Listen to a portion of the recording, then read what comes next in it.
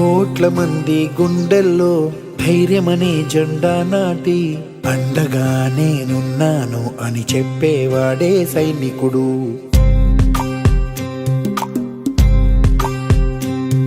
ఈ దేశమే నా ఇల్లంటూ అందరూ నా వాళ్ళంటూ కులం మతం భేదాలను భస్మం చేసేవాడే సైనికుడు.